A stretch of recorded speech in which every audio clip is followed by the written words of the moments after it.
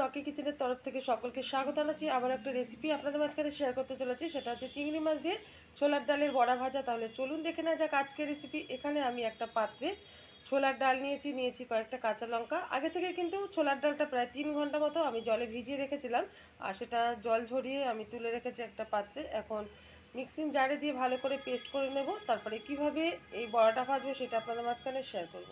এটা কিন্তু লঙ্কা দিয়ে পেস্ট করা হয়ে গেছে ভালোভাবে। আর এদিকে কিন্তু একটা পাত্রে নিয়ে নিয়েছি একটা ছোট সাইজের পেঁয়াজ কুচিয়ে, দিয়ে দিচ্ছি এর মধ্যে কিছুটা চিংড়ি মাছ, দিয়ে দেব হাফ চামচ হলুদ গুঁড়ো, দিয়ে দিচ্ছি পরিমাণ মতো লবণ, আর এখন দিয়ে দেবো এখানে ছোলার ডাল, যেটা আমি পেস্ট করে নিয়েছি। ভালোভাবে সবগুলো উপকরণ একসাথে মেখে নেব।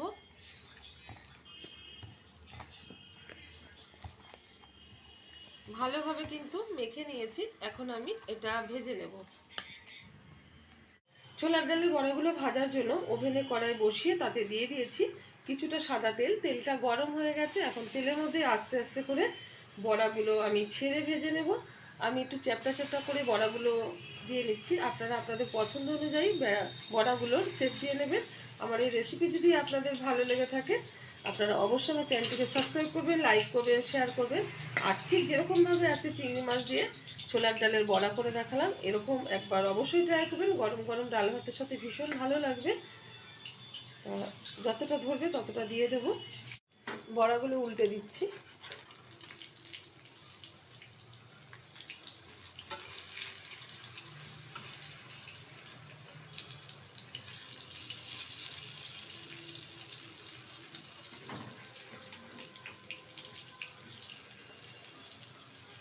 বড়াগুলো কিন্তু এক পিঠ সুন্দরভাবে ভাজা হয়ে গেছে। উল্টো পিঠটা সেমভাবে ভেজে তুলে নেব একটা পাত্রে।